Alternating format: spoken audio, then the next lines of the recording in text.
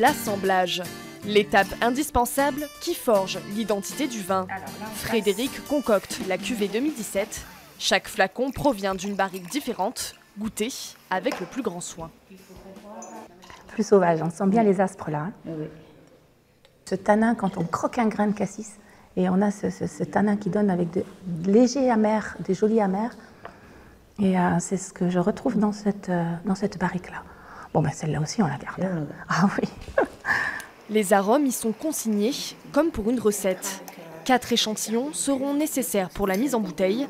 Le syrah est le cépage principal d'une cuvée marquée par l'empreinte du terroir. Il n'y a pas que le sol. Il y a bien sûr le sol, le terroir d'argile et de cailloux, mais tout ce qui se trouve autour va se retrouver à un moment donné ou l'autre dans les vins qu'on déguste là, et qui vont permettre d'avoir cette complexité dans l'assemblage.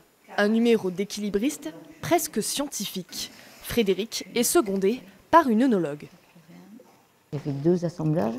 Un qui, dans mon imaginaire, était l'assemblage qui correspondait à vraiment cette cuvée d'exception et qui apportait le suivi. Et puis finalement, c'était le deuxième assemblage qui convenait parfaitement. Parce que des fois, sur les assemblages, 5% d'un produit, même des fois 8%, ça a une incidence majeure.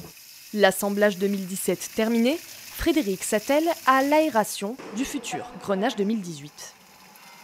Pour redonner un petit peu de peps aux levures, parce que là, c'est la fin, elles n'ont plus beaucoup de sucre à dégrader et à transformer en alcool et elles fatiguent. Les vendanges ont été précoces, mais satisfaisantes. Une cuvée qui s'annonce très fruitée.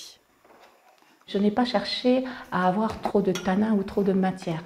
J'ai plutôt cherché à faire ressortir le fruit et la rondeur. Donc ça sera une année d'après moi avec un beau velouté au bout des 2 ans d'élevage. La promesse d'un beau millésime 2018 pour Frédéric et tout le vignoble du Roussillon.